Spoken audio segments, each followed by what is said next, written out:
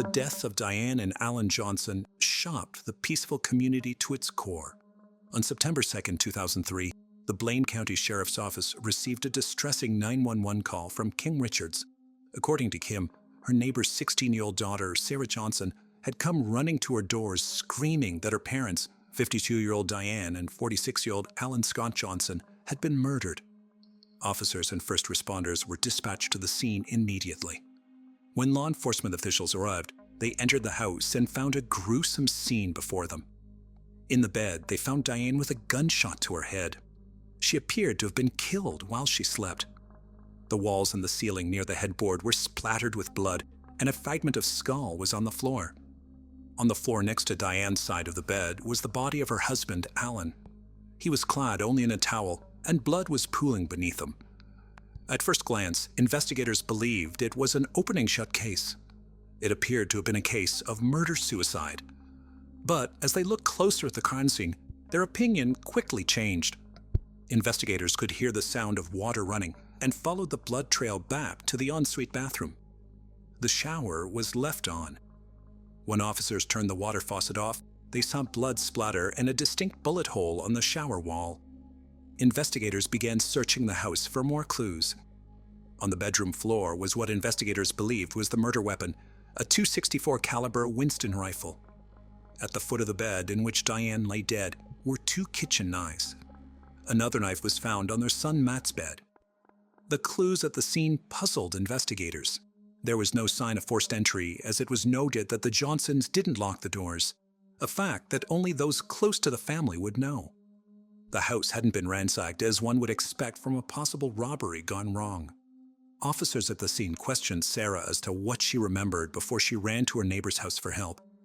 She explained to investigators that she'd been asleep when she heard a gunshot. She ran to her parents' bedroom and called out for her mother, and that was when she heard a second gunshot. Without hesitation, Sarah ran to her neighbor's house for help. She didn't see the intruder. The statement was corroborated by the neighbor who called 911, Kim Richards. On the property was a guest house which had been rented out to a close friend of Alan's, 45-year-old Mel Spiegel. Investigators entered the house and found a rather incriminating piece of evidence on the bed, the scope belonging to the same rifle found at the crime scene. However, Mel was nowhere to be found. His convenient disappearance had made him a possible person of interest for investigators. The entire property was sealed off on the orders of lead investigator, Sergeant Walt Femling. He also told officers to stop the waste disposal truck from removing any trash cans from the property. The theory was that Mel may have had an altercation with Alan and Diane and killed them in the heat of the moment. As they worked through this theory, forensics teams searched through the trash cans and discovered even more evidence. Inside, they found a pink bathrobe that had been bundled up. Once crime scene technicians opened the bathrobe, they found a latex glove, a single brown leather glove that matched the one found in the Johnsons' bedroom, and ammunition for a .25 caliber gun. All the evidence was tagged and sent off for DNA testing while investigators developed their own scenario. It was now becoming clear to investigators that whomever killed the couple knew about the unlocked doors and the day the trash was removed. It was possible the killer threw the evidence in the trash before fleeing the scene. It was time to call in Mel Spiegel. Hours after the double homicide, sheriff's deputies received news that Mel Spiegel had been found in Boise, Idaho. Mel agreed to speak with investigators and met them at the police station in Boise. Investigators asked Mel about his whereabouts that morning. Mel said he spent the weekend with his family and was planning to return to Belleview in a week. Investigators contacted Mel's family members, who confirmed his alibi. Mel was asked about his relationship with Alan and Diane. He told officers that he'd been renting the guest house from the couple for years, and he showed a very good and close relationship with them. When asked about the rifle used in the murders, Mel admitted that it did belong to him. However, he said it had been locked away in his closet before he left for Boise over the weekend. Investigators then asked Mel about anyone he believed that may have made enemies with the couple. Mel revealed that Alan and Diane were starting to grow worried about their daughter Sarah. She'd started dating a 19-year-old boy named Bruno Santos. From what Mel had heard, Bruno was living in the country illegally and selling drugs to make a living. It was a bit of a stretch for investigators, but Mel urged them to speak to other family members. Investigators did just that, and started to put together a picture of the Johnson family. Alan and Diane met in the early 1980s. Diane had been in a relationship before meeting Alan and had a toddler son named Matt. The pair married in 1983, and Alan adopted Matt as his own son. They moved into a beautiful home in the quiet city of Belleview, Idaho, and in 1987, welcomed their daughter Sarah Marie Johnson into the world on January 25, 1987. Alan was the co-owner of a landscaping firm in Bellevue, and Diane worked as a tax collector. Together, they made a beautiful home for their two children and were, by all accounts, a loving family. The couple were also well known in their community, as Alan was an avid trap shooter, a common pastime for many in the community. In 2003, their family life had seemed harmonious to outsiders. Matt, who was 22 years old at the time, was away studying at the University of Idaho in Moscow, Idaho. Sarah had also been doing well at school and was part of her school's volleyball team. She was also the apple of Alan's eye. But investigators were about to uncover the family tensions that had started arising in the previous few months. Having cleared Mel as a possible suspect, investigators now took his advice and returned to Bellevue to speak with family members. As expected, everyone knew the Johnsons to be a happy and loving family. Investigators interviewed their son, Matt, who had returned from university, as well as Diane's sister and brother-in-law, Linda and Jim Favold. All three said that the family life appeared to be happy and normal. That was until Sarah met Bruno Santos. Matt, Linda, and Jim all agreed that Sarah dating Bruno had become a major point of contention in the family. Over the few months leading up to the murder, tensions had gotten worse within the household. But being a teenager, Sarah naturally rebelled against her parents' rules. Even when her parents forbid Sarah from seeing Bruno again, she continued to defy them. However, Jim revealed information to the investigators that could possibly have given Bruno a reason to murder Diane and Alan. Days before the murders, Alan and Diane had discovered that Sarah had been lying about spending the night at a female friend's house. Sarah had spent the night with Bruno instead. Alan called Jim and told him what happened. Alan then asked Jim to come with him to confront Bruno. Jim told investigators that Alan was furious and threatened to report Bruno to police for assaulting Sarah as she was underage. The two men then left with Sarah. A charge of such a serious nature could spell deportation for Bruno. After listening to what Jim had revealed, investigators believed that this was motive enough for Bruno to eliminate the Johnsons. It was time to speak to Bruno Santos. County police were familiar with Bruno Santos. He was a high school dropout and had been involved in a few minor drug-related crimes. When he was taken in for questioning, he became confrontational with investigators. During his interview, he was arrogant and hard to deal with, according to investigators. He then told investigators that he proposed to Sarah and that she'd accepted. Investigators believe that he'd said this to prove that he loved Sarah and wouldn't have done anything to jeopardize their relationship. When investigators asked him about his whereabouts on the morning of the murders, Bruno said that he was asleep on the couch at his home. He told officers to contact his mother, who confirmed that she'd been at home with him. For investigators, this was still not a strong alibi. When investigators asked Bruno about Alan and Diane, his attitude towards the Johnsons was obvious. He wasn't a fan of the couple. Back at the Johnsons' house, forensic teams were collecting evidence from the entire home. They'd used a UV light to comb through every part of the house for possible blood evidence that could indicate an escape route taken by the killer. While searching Sarah's room, they found blood splatter and bone fragments on a wall in Sarah's room. This discovery only added to the mystery of the shooting. The blood and bone were sent to the lab for testing. This discovery had investigators questioning if Sarah was being honest about what she really saw that morning. The search of the room led investigators to even more evidence. A single brown leather glove, the same one that was found bundled up in the trash. A key to the guest house and unspent .264 caliber shells were also found in Sarah's room. On one of the unspent shells was tissue matter, possibly transferred from the glove when the killer tried to hide evidence. This too was sent to forensics for testing. Investigators now believe that Bruno may have killed Sarah's parents and went to her to help him get rid of the evidence. Investigators served Bruno and his mother with a search warrant to collect evidence from their house. All the clothes he wore that day, including his shoes, were taken in for testing. His fingerprints were also taken to test against any found at the crime scene. Bruno was taken to the hospital where a DNA sample was taken for testing. Hair clippings and hand scrapings were also collected for evidence. Bruno was announced as the prime suspect in the murders of Alan and Diane Johnson. However, investigators were about to receive information that was going to take the investigation in a completely unexpected direction. Having thoroughly tested the clothes and shoes taken from Bruno, forensic experts couldn't find any trace of blood belonging to either Diane or Alan. At the actual crime scene, there were no traces of DNA, hairs, or fingerprints found anywhere near the bodies of Alan or Diane, nor was there any physical evidence that placed Bruno in the couple's room. The test done on the gloves and bathrobe also came back with a negative result. Investigators were stumped. They were sure that Bruno had the most reason to kill both Alan and Diane. However, the complete lack of physical evidence that should have placed Bruno at the scene suggested he was telling them the truth. Bruno was eventually eliminated as a suspect in the case. As they looked at the case closely, their minds started to shift to someone else.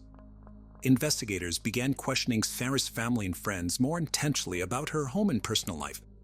They'd come to discover that Sarah had been prescribed antidepressants and that her relationship with her parents was rocky at best. Family members said that they brushed off her behavior as being normal for a teenager. Sarah, they believed, was at the age when most children start to become rebellious and push against their parents' authority. But Linda, Sarah's aunt, started to grow suspicious with her niece's behavior. She told investigators that Sarah was not going through the normal grieving process. Linda said that Sarah showed more interest in returning to school and her friends than taking time to deal with the loss of both of her parents. Investigators then turned to some of Sarah's friends and asked them about her behavior since the death of her parents. They all agreed that Sarah was acting indifferent to the murders. They also told investigators that she seemed more interested in getting her nails painted. The one thing that stood out for them, though, was Sarah being more concerned for Bruno since his arrest. It was odd to them that Sarah was concerned rather than angry with her parents' alleged killer. Investigators didn't want to believe where their thoughts were taking them, as it was too horrible to imagine. But they had no choice except to look into Sarah as a possible suspect. The Johnsons' home was still an active crime scene, and now investigators were treating Sarah's room as a second area of interest. Investigators at the scene were now questioning how the blood splatter had reached that far. A gun expert was called to the house to take a closer look at the spatter pattern. After analyzing the direction from Alan and Diane's room to Sarah's, the gun expert concluded that both bedroom doors were open at the time of the shooting. Investigators had also called plumbers to the scene after clogging was reported in one of the bathroom toilets. The source of the clog appeared to be a shower cap. Investigators decided to interview Linda, Matt, and Mel Spiegel regarding some of the evidence they discovered. Matt and Linda both identified the pink bathrobe as belonging to Sarah. Mel confirmed that Sarah had a key to the guest house and often helped them clean up the place. He also told investigators that Sarah was aware of the gun that was kept in the closet. Investigators now needed to be able to link Sarah to all the evidence. But that was going to prove difficult, as eyewitnesses on the morning of the murders said that Sarah didn't have any traces of blood on her when she ran to a neighbor's house begging for help. This was also confirmed by forensics experts who used luminol to test for any blood splatter on Sarah's clothes and found nothing at all. Investigators issued a warrant to confiscate and test the clothes Sarah had been wearing in the morning. Meanwhile, investigators wanted to speak to Sarah again and see if her story had changed since they last spoke to her. Investigators once again called Sarah in for an interview. She'd been staying with her aunt and uncle. Small inconsistencies were noted in Sarah's story. Overall, investigators found that her story had changed at least 5 different times. In some explanations, she said she was asleep and woke up to the sound of a gunshot. In another, she said she'd been awake when she heard the first gunshot. Another time, she told investigators that she was still in her room when she heard the second gunshot, but once again changed her story and said she was outside her parents' bedroom when the second shot was fired. Sarah also had a hard time to remember if her parents' room door was open or closed at the time of the shooting. Investigators remained calm when questioning Sarah to avoid her picking up on their suspicions. They'd already been made aware that both bedroom doors were open, and that was the only explanation for the blood splatter on Sarah's bedroom wall. Sarah was asked to submit a DNA sample, hair samples, and hand scrapings as part of the investigation to clear her name. These were all sent for testing to the lab. The pajama top and bottom that Sarah was using on the morning of the murders were sent to the lab to be tested by forensic specialist Rod Englert. Under a high-powered microscope, Englert found no traces of blood on the front of the robe. However, on the back of the garment, he found patterns of high-velocity blood splatter. He also found blue cotton fibers and green specks of paint on the inside of the robe that matched the shirt worn by Sarah that morning. But the smoking gun moment was yet to come. Lab results had also confirmed that Sarah's DNA was found on the inner lining of the latex glove and gun residue on both pairs of the brown leather glove. The blood found on the gloves and robe belonged to both Alan and Diane. This was more than enough for investigators to arrest and charge Sarah with the double homicide of Alan and Diane Johnson. On October 29, 2003, Sarah Johnson was arrested for the murders of her parents, Alan and Diane Johnson. She was held without bail at the Blaine County Jail awaiting trial. The story of a teenage girl murdering her parents made headlines nationally and became a media sensation. Investigators and prosecutors had to develop a plausible argument that showed Sarah was motivated and capable of committing such a heinous crime. Relying on statements from family members and friends of both Sarah and her parents, they started to put together a twisted tale of a teenager in the throes of passion. Since Sarah had started dating Bruno, her parents had disapproved of the relationship. As a result, Sarah started to sneak around behind her parents' backs and acted out as any normal teenager would. However, the trigger for Sarah happened a few days before the murders. She'd lied to her parents about staying with a friend when in fact she was staying with Bruno. Her father's threats to have Bruno charged with assault and deported to Mexico pushed Sarah over the edge. Investigators and prosecutors believed that this was the moment Sarah had concocted the plan to get rid of her parents and live a happy life with Bruno. Being a fan of true crime and murder mysteries, Sarah believed that she had the perfect plot in place. On the morning of the murders, she got up and went to the guest house to retrieve the rifle. She then put on latex gloves, leather gloves, a shower cap to avoid blood splatter on her hair, and her bathrobe backwards to avoid any blood touching her clothes. Sarah then went to her parents' room when she heard her father get into the shower. She shot Diane in the head while she slept. Sarah then heard her father Alan call out and open the bathroom door and shot him in the chest. After committing the murders, she placed knives in the bedrooms to stage the scene as if an intruder killed her parents. She then bundled up the evidence and threw it away in the trash, knowing the waste disposal company would pick up the evidence before investigators could find it. However, that didn't go to plan.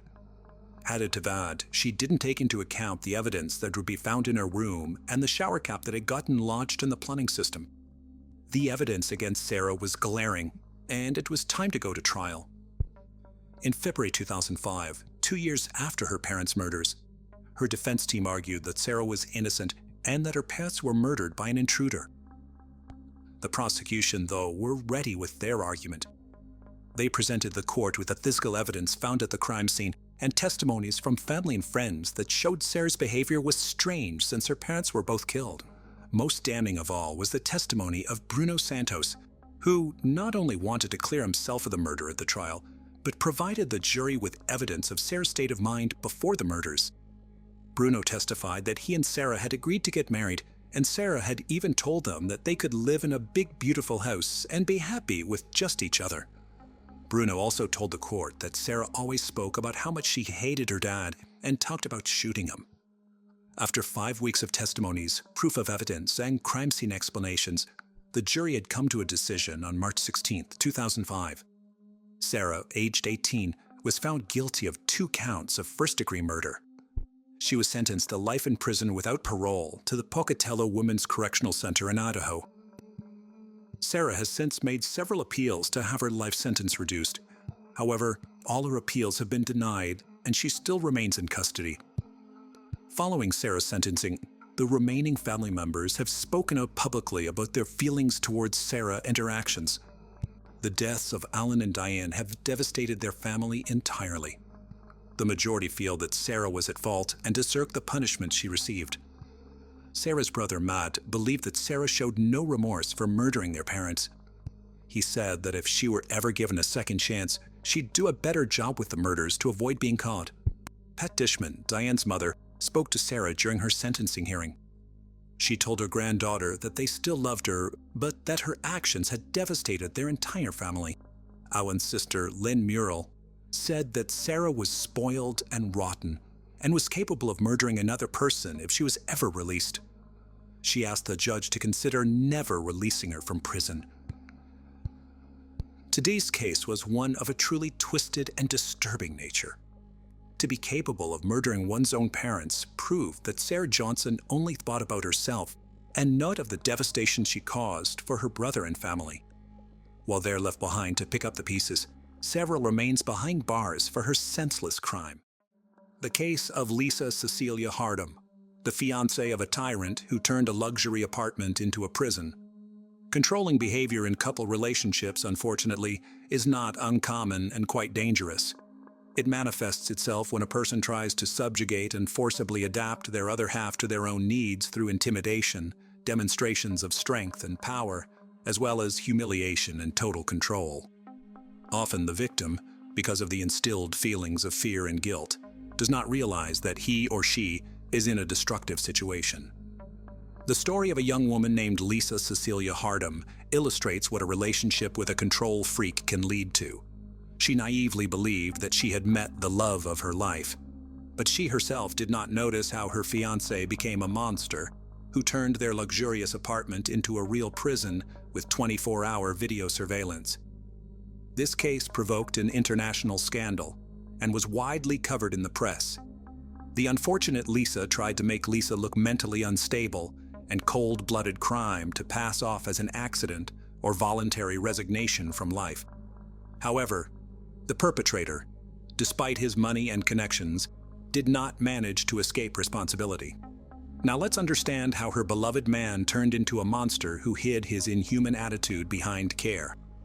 Lisa Cecilia Hardam, biography, family, early years. Our today's heroine was born in Canada on June 12, 1981, in the suburbs of Toronto, and was the second child in the family. Lisa was brought up together with her older brother Jason, with whom she has always been very close. They were raised independently by single mom Joanna. Brother and sister did not remember their father because he left the family when the children were very young and no longer took any part in their lives. Lisa Cecilia grew up as an active and purposeful girl. From an early age, she was involved in sports. Together with her brother, went to the martial arts section, liked to play soccer and volleyball. But her main passion has always been ballet. She daily visited the dance studio where she practiced at the bar for several hours. The girl from childhood was tall and slender, but professional ballet classes required the strictest diet, which had a detrimental effect on the growing body. In adolescence, Lisa developed anorexia on the background of eating disorders. For a long time, she kept silent about her problem, believing that she could cope with everything herself. But when her weight approached critically low values, her mother sounded the alarm and put her daughter in the clinic, where Lisa needed to spend several months to restore health and weight gain. After graduating from school, the girl continued dancing classes and also decided to connect her life with the beauty industry. In parallel with her university studies, she got a job as a perfumer in one of the stores of a large cosmetics chain, and in her spare time, she studied the subtleties of makeup and hairdressing, moving to Australia. In 2005, having celebrated her 24th birthday, Lisa decided to make drastic changes in her life. She wanted to go to the other side of the world, to Australia, and there were several reasons for that. Firstly, she wanted to live in a warmer and milder climate. And secondly, Lisa wanted to see the world. She took a one-year work visa and traveled to another continent. However, with her then flew Joanna, who accompanied her daughter for the first few months to make sure that she was all right, and she settled well in the new place. The mother then returned back to Toronto with peace of mind, making sure her daughter could take care of herself. Lisa settled in Sydney, where she rented a cozy apartment and soon got a job at a local small cosmetology company. After her visa expired, she decided to move to Australia permanently. First, she extended her stay for another year, and then began to prepare the necessary documents to obtain citizenship of this country. Personal life. As for personal life, in this respect, everything was not easy. The fact is that Lisa always preferred to meet with older men. Obviously, not the least role in this played a lack of a father in the family, so she always reached out to more mature men, looking for support and protection in them. In 2006, Lisa successfully interviewed for a job at Sydney Cosmetics and was hired. She soon began in a romantic relationship with a co-worker who was almost twice her age. A few months later, they decided to start living together, and Lisa moved into the apartment of her lover. And after a couple more months, the girl introduced her boyfriend to her mom and brother, and they approved her choice. The couple traveled a lot around the world, rested in the Seychelles in Paris, and also visited the famous carnival in Rio de Janeiro. The man even made Lisa a marriage proposal, which she gladly accepted. But about a year after the engagement, the lovers broke up. Lisa did not go into detail about the reasons for this decision, but hinted that too great a difference in age, however, played in this not the least role. In 2010, Lisa graduated from the Sydney College of Stylists and got a job as a hairdresser in a popular beauty salon, where she quickly won the respect of colleagues and the trust of customers. At the same time, a new boyfriend appeared in her life, but their romance did not last long because Lisa found out that he was married. Destroy someone else's family she was not going to, so she quickly broke off the relationship. But shortly before that, at one of the parties, this guy introduced her friend, a businessman named Simon Gitney. This acquaintance turned out to be fatal for Lisa. Who is Simon Gitney? Simon was born in Maryland in December 1973 in a very religious, large family of immigrants from Lebanon. He had 5 other siblings, whom his parents raised in strictness and obedience. However, Simon from a young age had problems with controlling emotions and outbursts of anger, and he was also possessive, did not tolerate rejection, and often gave the will of his fists. All this eventually led to serious problems with the law. The first time Gitney was behind bars was at the age of 18, when he came to his ex-girlfriend in the store where she worked and began to openly molest her. The store owner interceded for the girl and threw the impudent man out the door, but Simon returned with friends who grabbed the store owner and held him, while Simon beat him severely. That time the guy only served a few months and was released on bail for good behavior afterwards. But 3 years later, he was arrested again, this time on theft charges. However, Simon resisted violently, threw himself into a fight, and bit off one of the policeman's earlobe. He was threatened with a serious prison sentence for this prank, but the pastor of the Lebanese Christian church, of which his entire family was members, interceded. As a result, the young man spent only a year and a half in prison. In 2000, Simon again came to the attention of the police, and this time he was arrested for possession and distribution of illegal substances. But the sentence was again extremely lenient, and he served 2 years out of the 4 assigned to him. On release, Gitney, as it seemed to everyone, took the path of correction. He moved to Sydney, where with a few friends founded a fairly successful business for the production and sale of luxury women's shoes. This business brought a stable high income, so Simon quickly became rich, acquired luxury real estate in a prestigious neighborhood, a premium class car, and carefully tried to hide from everyone his rich criminal past. From his roommates to his lovers.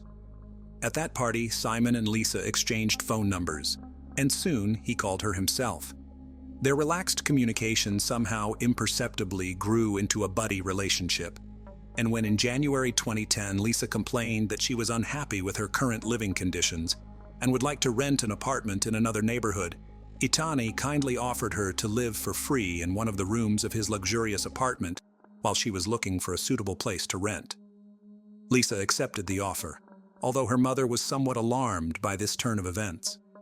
But Lisa convinced Joanna that it was a temporary measure and that she and Simon are just friends.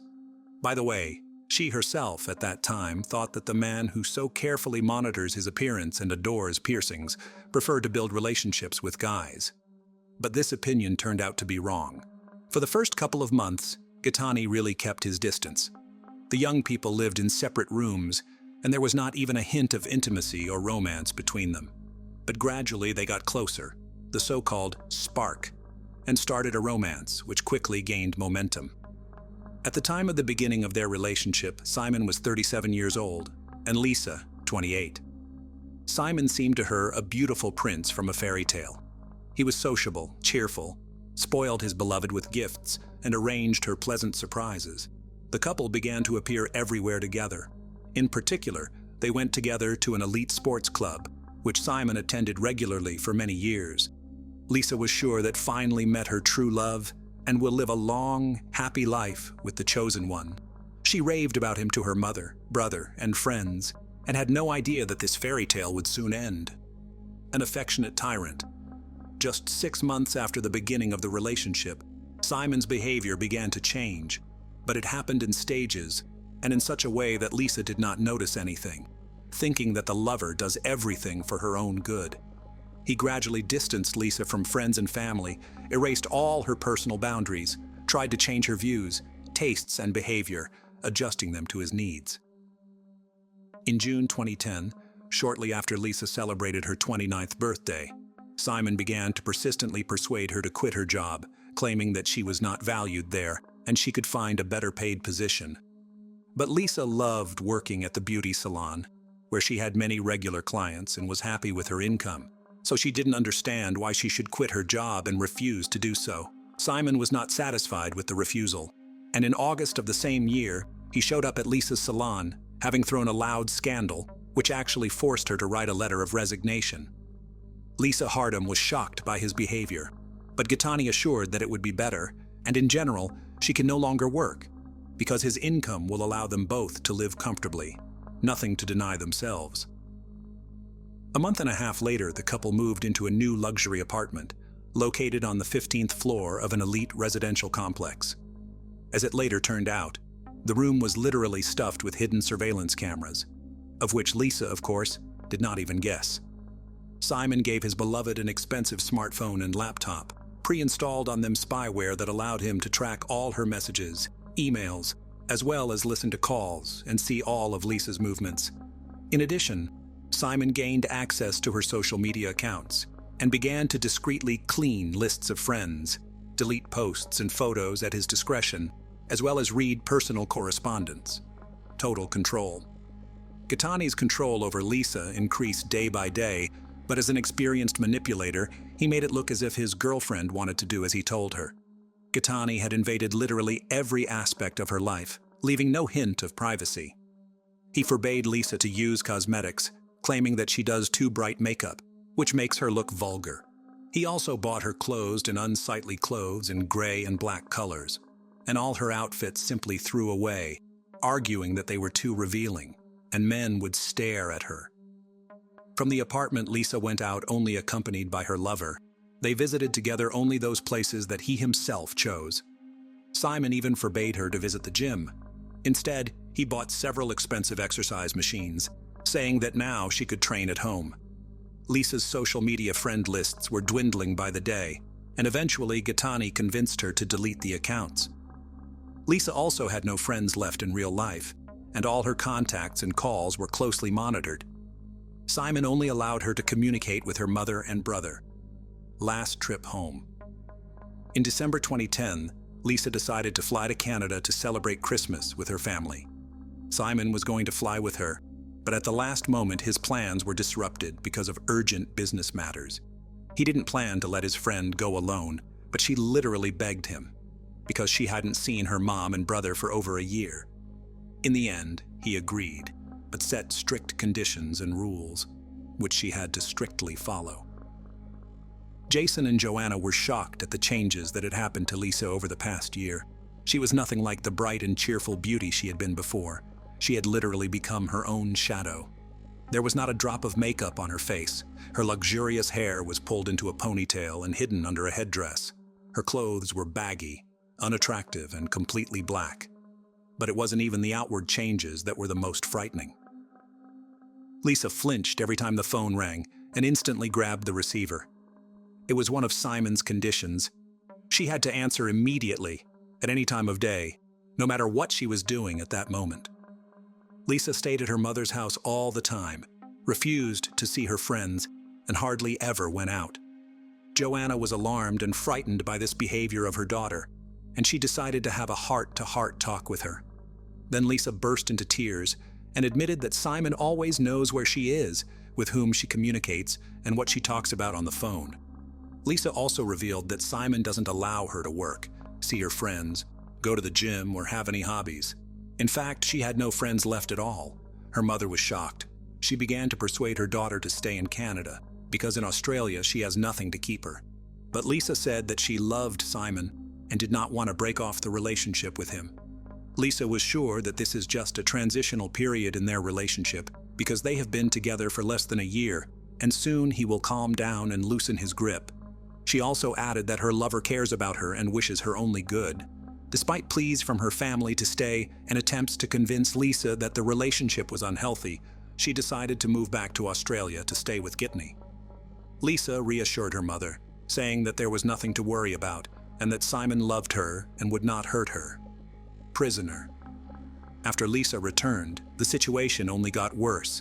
Simon forbade her to leave the apartment, and if they went out together, she had to look only at her feet so as not to meet the eyes of other men. Moreover, Simon began to call Lisa by her second name, Cecilia, because it seemed more decent to him. In the spring of 2011, Lisa began to complain of pain in her leg. It was an old injury received in his youth during ballet classes. But instead of taking her to the hospital, Gitani hired a female physical therapist who came to their home 3 times a week to give her massages. She soon became Lisa's only friend and confidant, to whom Lisa spoke candidly about the difficult situation she found herself in. On June 12th, for Lisa's 30th birthday, Simon decided to throw a party at the most expensive restaurant in Sydney, but among the guests were only Simon's relatives and people from his inner circle. Lisa, on her own birthday, boyfriend did not allow to invite anyone. At the end of the evening, Simon proposed to Lisa by putting a ring on her finger. Hardem responded with consent and then cried, but all present noticed that these were not tears of joy, but rather tears of despair and hopelessness. Back home, Lisa called her mother and informed her of her engagement, sobbing into the phone. But Joanna was not at all happy about it. She began to persuade her daughter to leave this man and, as soon as possible, to return home to Canada. In response, Lisa only asked her mother never to start such conversations on the phone. At that moment, she already realized that the fiancé was listening to the calls, although she did not know for sure. Escape plan. For a while, Lisa tried to distract herself with thoughts of the upcoming wedding and began planning the festivities. When she decided to consult with Simon about something related to the event, he rudely cut her off and told her that he would choose the place, buy her address, and make the guest list. Lisa was utterly crushed, for she had no say even here. During another visit to the physiotherapist, Lisa admitted that she couldn't go on like this, but she couldn't leave because her fiancé wouldn't let her go. Together, they developed a plan according to which Lisa, at each visit of the masseuse, gave her some of her belongings for safekeeping, but did everything so that Simon did not notice anything. On July 28th, Simon left his laptop at home in a hurry, which he usually carried with him everywhere.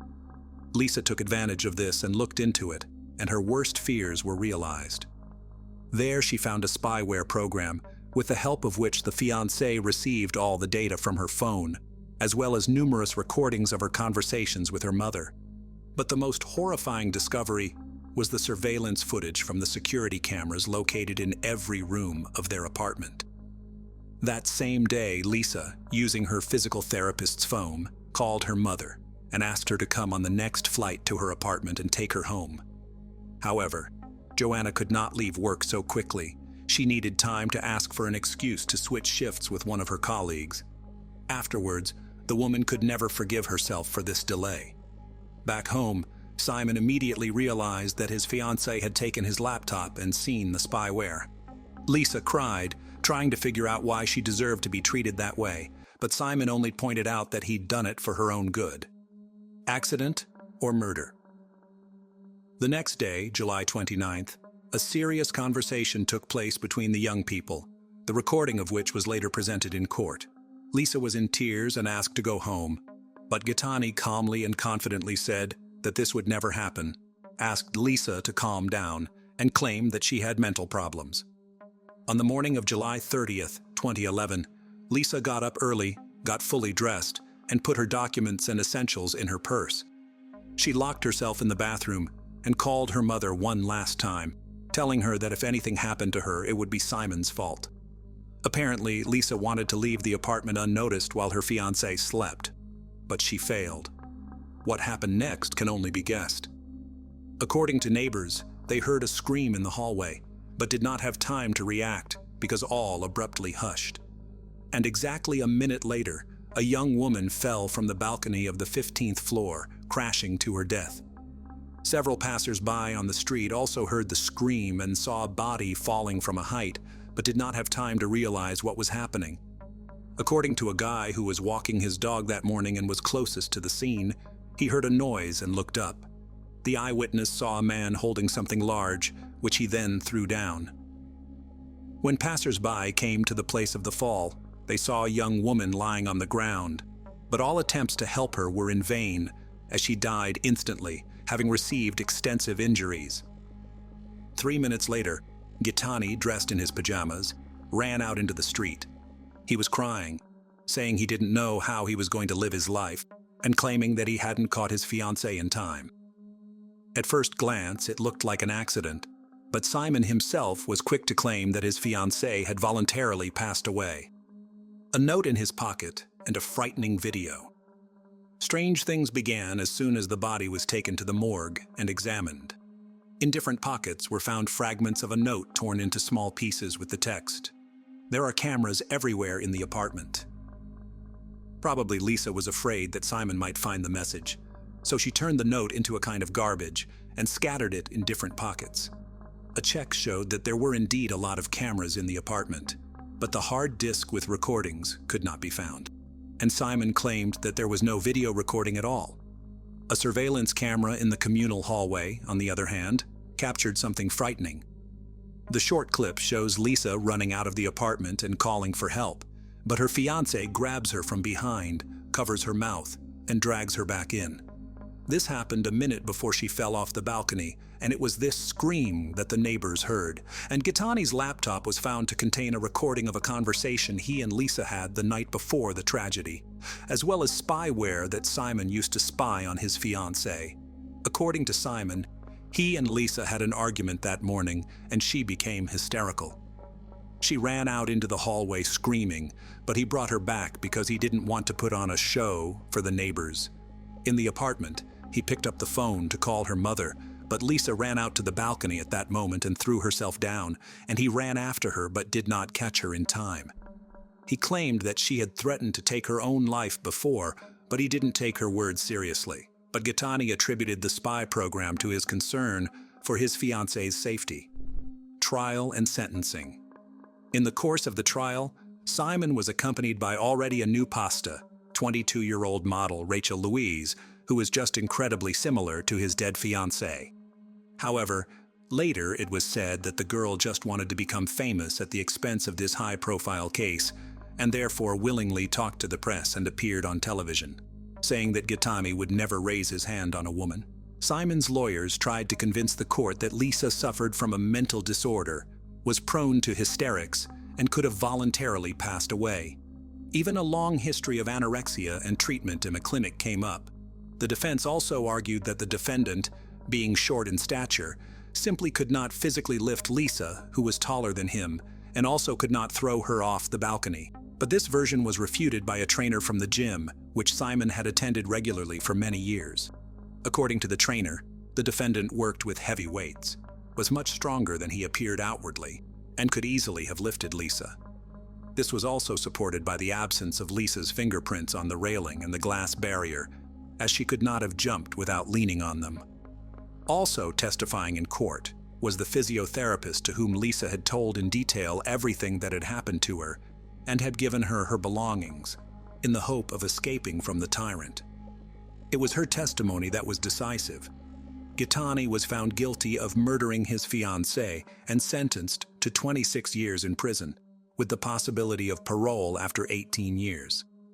After the verdict was announced, Rachel Louise threw a tantrum and began to insult the judge, for which she was removed from the room. All attempts by Simon and his lawyers to challenge the court's decision were rejected, and the verdict remained in force. Rachel soon dumped her boyfriend, saying in an interview that it was difficult for them to maintain a relationship in prison, but she remains convinced of his innocence.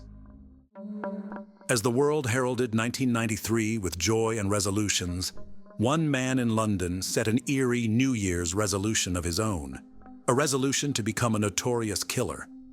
His target? Unsuspecting men in the gay community. But who was Colin Ireland, and what drove him to declare such a harrowing resolution? Why did he choose to transform a symbol of new beginnings into a dark and twisted game of cat and mouse? Hi, my name is James. Welcome to True Crime Case Files. In today's deep dive, we peel back the layers of one of the UK's most calculated serial killers, a man who sought fame through the fear he instilled. We'll uncover the story of how he executed his plan with chilling precision and overshadowed a bustling city's celebratory spirit by a series of gruesome crimes. To understand the mind behind the moniker, the Gay Slayer, we must delve into the past of Colin Ireland. Born in 1954 in Dartford, Kent, Ireland's early life was marked by turbulence, upheaval, and poverty. His childhood, spent in an unsettled home, was the first chapter in a life marked by discontent and detachment. Raised by a single mother, Ireland's formative years were a carousel of different men entering and leaving his life.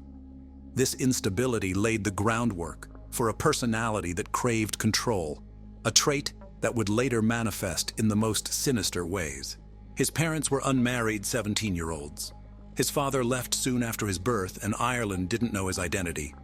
Due to his mother's money problems, they had to move a number of times. In spite of all the hardships, Ireland had a close relationship with his mother and remembered her as affectionate and benevolent. Ireland said that as a child, he was a thin, lanky little runt, always getting the worst of it from schoolyard bullies. This made Ireland frequently miss school. As a result, he didn't get a proper education and became sad and withdrawn, choosing his few friends among the most unthreatening kids. As a teenager, Ireland found himself entangled with the law. His crimes, though initially petty, hinted at a deeper struggle within, a struggle for identity and a desperate need to assert his significance in a world where he felt invisible. Constantly in trouble of his own making, Ireland was sent to borstals and prisons for theft, robbery, blackmail, and burglary. He ran away to London at 16 and hung out in an amusement arcade with a bad reputation where young boys were targeted by pedophiles. Ireland was approached by some of them. Besides, one of his jobs was a bouncer on a gay club. That's where his understanding of gay subcultures came from. As Ireland himself described the 70s, I was entering what I call the lost period, common to those who suffer from psychopathy. In between custodial periods, a lot of the 70s were a blur. I spent my time detached and wondering. In 1982, Ireland married Virginia Zammit, who was confined to a wheelchair. His colleague witnessed a pleasant family life when he visited them. They divorced 5 years later after Ireland's adultery. In 1989, he married Janet Young. He was abusive and after 4 months left his wife abruptly when she was away for the weekend, stealing over £10,000 from her account and leaving her completely broke. He moved to Southend-on-Sea, Essex, roughly 60 kilometers east of London, and lived in a hostel there. Later, he moved to his own flat. There, in this flat, Ireland decided to become a serial killer as his New Year's resolution. Drifting through adulthood, Ireland's life was a patchwork of odd jobs and fleeting relationships. But beneath this veneer of normalcy, there was a growing fascination with infamy and a desire to etch his name into criminal history. Ireland immersed himself in the dark world of serial killers. He studied them, not with a sense of horror, but with an analytical eye. What made them tick? How did they elude capture? These were the questions that consumed him. He spent many hours reading about serial killers and learning about geographic profiling, hence deciding to commit his murders far away from his home. A killer usually commits crimes in a certain radius of about 7 miles from his home. That's why Ireland chose London for his crime scene. He also planned to have at least 5 victims. because he had read that a person needs to have such body count to qualify as a serial killer.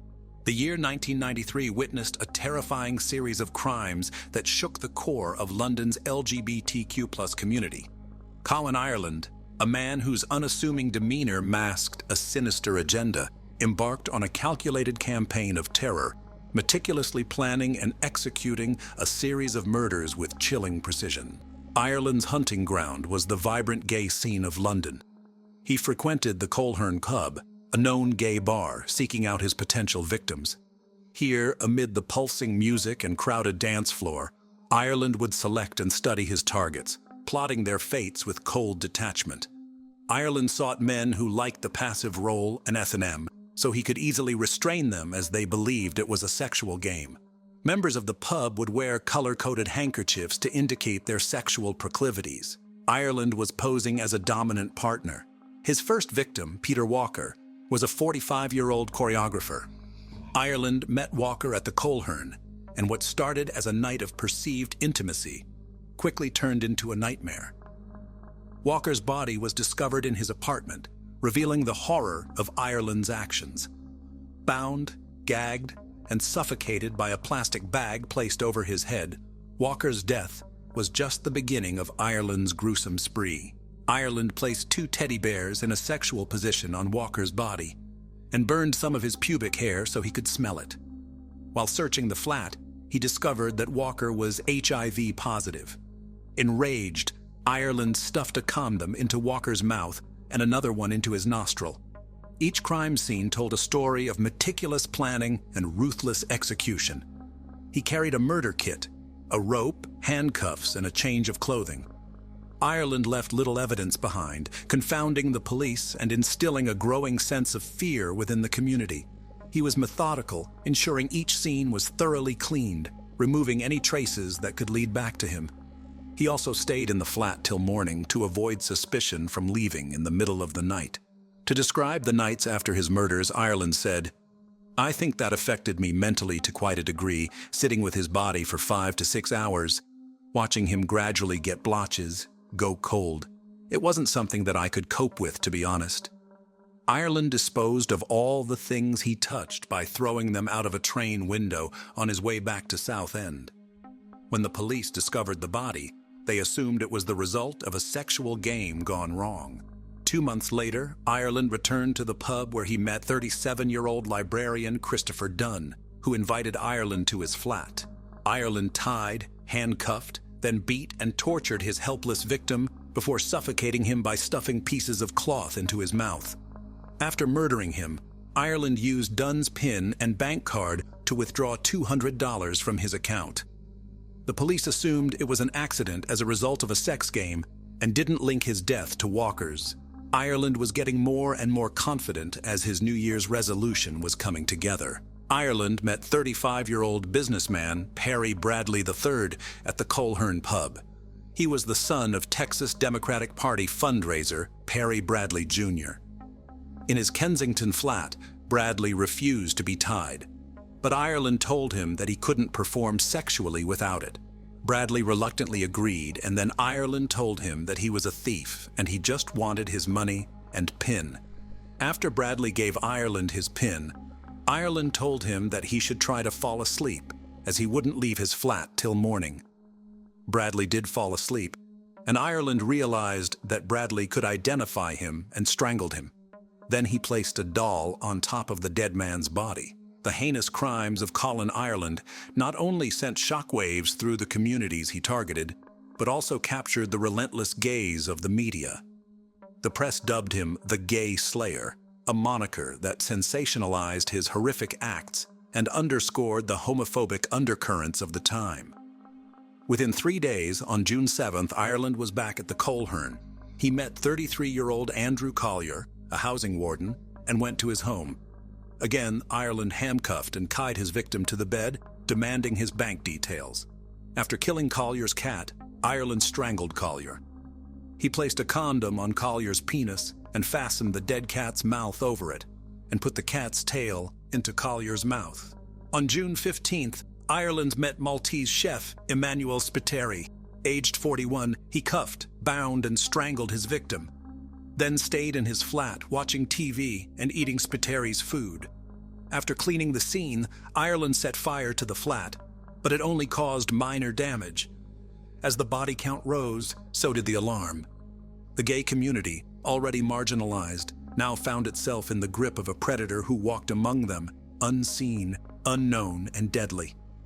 But what was the motive behind these abhorrent acts? Was it a deep-seated animosity towards the gay community, or something more cold and calculated? And what were the critical mistakes Ireland made, and how did they lead to his capture? As the death toll rose, London's Metropolitan Police found themselves grappling with a cunning predator. The investigation into Colin Ireland's crimes was a race against time, a complex puzzle that demanded not just diligence, but innovation in the face of a killer who seemed always one step ahead. Initially, the investigation faced significant challenges. Ireland's careful planning and meticulous cleanup at each crime scene left frustratingly few clues. The killer's methodical approach in disguising his identity and movements compounded the difficulty, turning the investigation into a labyrinthine task. Detectives were confronted with a disturbing pattern. All victims were men from the gay community, their bodies discovered in their own homes, a sign of trust, brutally exploited. This realization led to a focused investigation in London's gay scene, particularly around the Coleherne pub where Ireland hunted for his victims. The breakthrough came from meticulous police work and a stroke of luck. A forgotten fingerprint at a crime scene, a chance capture on one of London's first CCTV cameras. These were the pivotal moments that began to unravel Ireland's web of deceit. When Ireland was in Andrew Collier's flat, they heard a noise outside and came up to the window. Ireland gripped a horizontal metal bar across the window and forgot to wipe it off. The police then found these fingerprints. And finally, Ireland was captured on CCTV. Some witnesses said Spiteri left Coleherne with a man. Then police traced his route home. His train journey went through Charing Cross Station, fitted with one of London's first CCTV cameras. Each piece of evidence was a precious key, unlocking parts of a puzzle that Ireland thought he had so carefully hidden. But what was it that finally led to Ireland's downfall? How did the police connect the dots in a case that seemed to defy resolution? The relentless pursuit of justice in the Colin Ireland case turned a crucial corner with a single seemingly innocuous phone call. Ireland, emboldened by his actions, made a call to the police, taunting them about his crimes. The day after Peter Walker's murder, having heard no news reports of his crime, he anonymously called the Samaritans and the Sun, telling them that he had murdered Walker and locked his dogs in another room. Later, the police received a call from Dunn's killer taunting them because they had failed to link his death to Walker's. In his next anonymous call to the police, he asked, "Are you still interested in the death of Peter Walker? Why have you stopped the investigation? Doesn't the death of a homosexual man mean anything? I will do another. I have always dreamed of doing the perfect murder." After Collier's death, Ireland called Kensington police and said that he had killed 4 men and they had to stop him. He told the police that he had read many books on serial killers and said, "If you don't stop me, it will be one a week." He told the police that he had studied the FBI manual, that is, Whoever Fights Monsters, by ex-FBI agent and serial killer specialist Robert Ressler. "I have got the book," he said. "I know how many you have to do." Ireland later said that the TV crime series, The Bill, had also given him many of his ideas and police evasion methods. Forensic psychologist Professor Michael Brooks said, "Just because you read books about serial killers doesn't mean you have any interest in becoming a serial killer yourself. But if that is your motive, then actually reading books can give you an awareness of the ways in which serial killers have acted in the past." Armed with this new evidence, the police intensified their efforts. A suspect started to take shape from the shadows. It was a breakthrough moment in the investigation, a lead that they desperately needed. On 19th of July, 1993, Ireland went to his solicitor. He said that he was on the CCTV, but that he had not killed Spiteri. He went to his flat for sex, But there was another man. He didn't want a threesome and left. The investigation took a dramatic turn as law enforcement officers matched Ireland's fingerprint to the Collier crime scene. His arrest was a moment of triumph mixed with stark horror as the extent of his crimes came to light. Ireland's overconfidence combined with advanced police work and the critical clues helped bring the killer to justice. The capture of Colin Ireland was more than just the conclusion of a manhunt. It was a moment that brought some semblance of closure to the victims' families and a community shaken by fear. It also opened up vital conversations about the safety of marginalized groups. The trial of Colin Ireland was set to be a gripping chapter in British legal history, raising questions about the nature of evil and the psyche of a man who sought infamy through brutality. What revelations would his trial bring? A legal journey that would reveal the full extent of his chilling crimes was just beginning. The trial was a meticulous dissection of Ireland's actions, each day unraveling more about the man behind the murders. The prosecution presented a case built on a foundation of solid evidence. Ireland, facing overwhelming evidence, made a decision that stunned the courtroom. He confessed to his crimes, detailing them with a cold detachment that sent shivers down the spines of all present. His confession was not just an admission of guilt, but a hair-raising narrative of his calculated and brutal actions. Ironically, pleading guilty to all his murders and confessing, Ireland avoided the publicity he so deeply craved.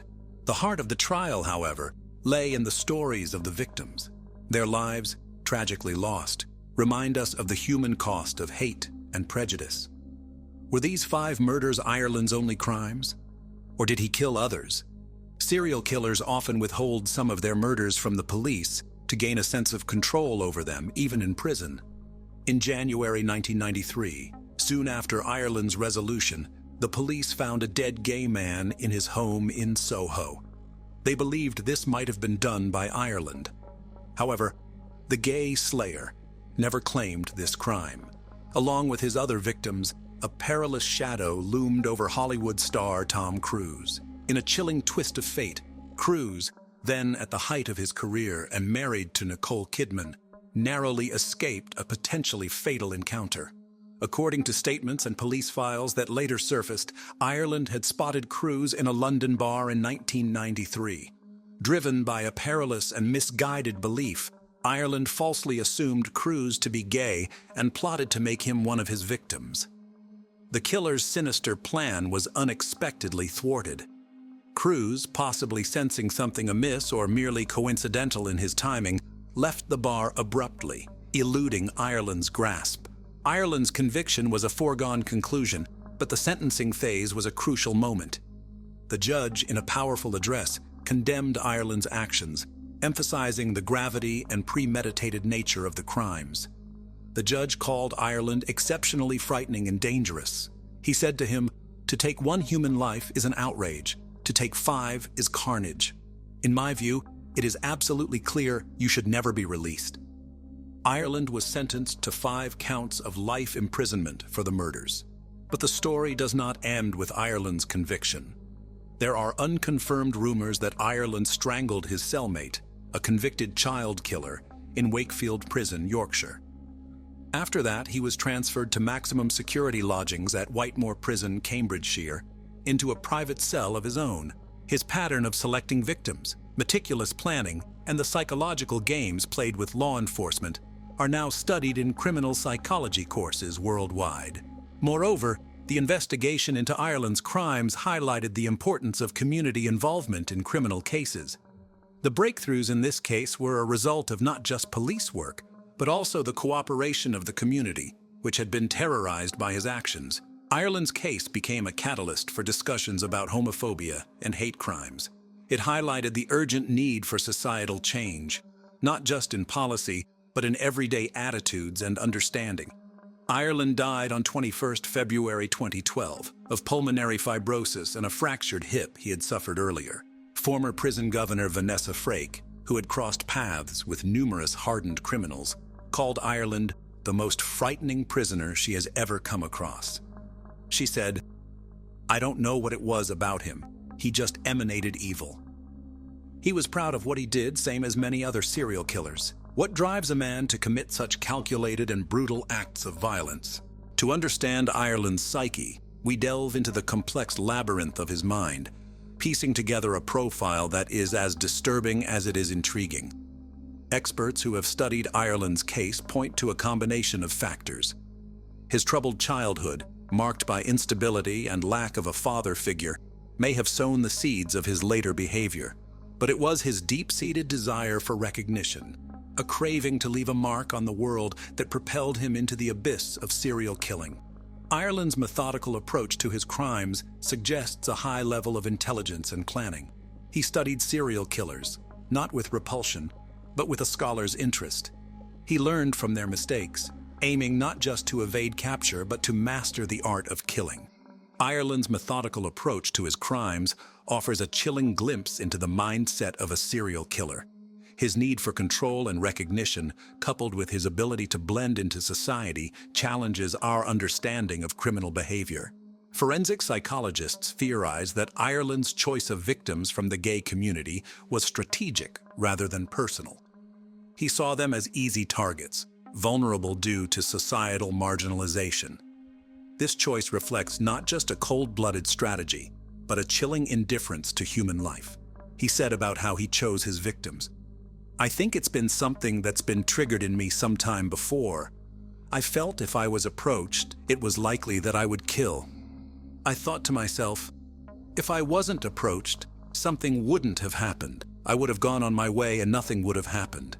Forensic psychologist Professor Michael Brooks explained, what he does is he reduces the chance of choosing an inappropriate victim or somebody who wasn't going to respond by not selecting those who didn't approach him. Perhaps the most terrifying aspect of Ireland's psychology is his lack of remorse. His confessions were devoid of emotion, his recounting of the crimes clinical.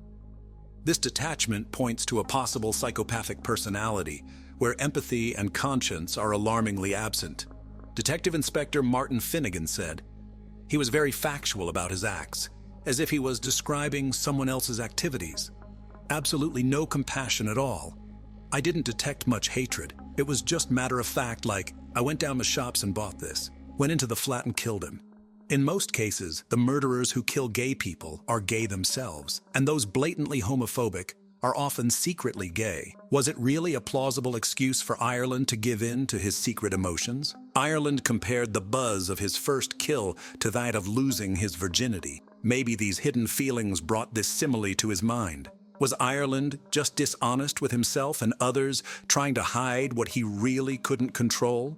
Ireland said he was heterosexual and didn't touch or have sex with the men he killed. However, it's difficult to imagine that at least 5 people invited him to his flat for sex, undressed, and let Ireland tie them without even a single kiss. Can a person even decide to become a serial killer as a career just for the sake of it, without any ulterior motives? And choose the specifics of his crimes by pure logic? Or is it something deeper? Or was theft the real reason of Ireland's crimes, and murdering his victims was a calculated move to prevent them from identifying him later? There's inconsistency in Ireland's story about the murder of Perry Bradley. He said that he had promised Bradley to leave him alive, but then it occurred to him that Bradley could identify him. This narrative strongly contradicts with his whole intention of choosing his victims for murder to gain fame from becoming a serial killer. Was Ireland just exploiting homophobic moods in the society to mask the mercenary nature of his crimes, hoping that it will win him sympathy of the public and reduce the term of his imprisonment? Or was there more than one reason, perhaps all of them combined? Tell me your thoughts in the comments below.